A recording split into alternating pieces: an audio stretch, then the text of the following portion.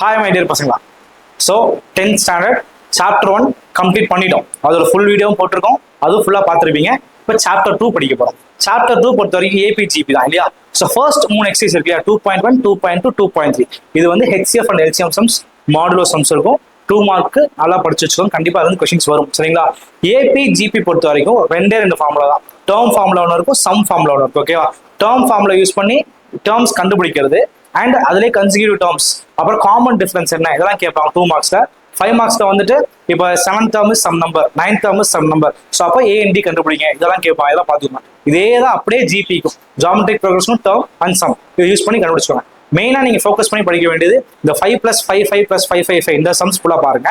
அது போக 2.9 எக்ஸசைஸ் இருக்கு இல்லையா, அதில் ரேகா சம்ஸ் இருக்கும், அப்ளிகேஷன் ஓரியன்ட் சம்ஸ் ஃபுல்லாக அதில் இருக்கும் சரிங்களா. 2.9 இருக்கிற நேச்சுரல் நம்பர்ஸ் லைக் 1 + 2 + 3 n × 10 + 1/2, 1² 2² 3² 1³ 2³ 3³ இந்த மாதிரி சம்ஸ்லாம் ஃபுல்லாக தரவு பார்த்தீங்கன்னா செகண்ட் சாப்டர் ஈஸியாக உங்களால் ஸ்கோர் பண்ண முடியும். ஓகேங்களா, இது போக இதோட இம்பார்ட்டன்ட் கொஸ்டின்ஸ் வந்து உங்களுக்கு பிடிஎஃபாக டிஸ்கிரிப்ஷனில் கொடுத்துருக்கேன். இதோட டீட்டெயில் வீடியோவும் உங்களுக்கு டிஸ்கிரிப்ஷன் இருக்கு, அதுவும் ஃபுல்லாக பாருங்க. நம்ம சேனலை மறக்காம சப்ஸ்கிரைப் பண்ணுங்க, அப்போ அடுத்தடுத்த சாப்டருக்கான இம்பார்ட்டன்ட் கொஸ்டின்ஸ் உங்களுக்கு. தேங்க்யூ ஃபார் வாட்சிங். தேங்க்யூ.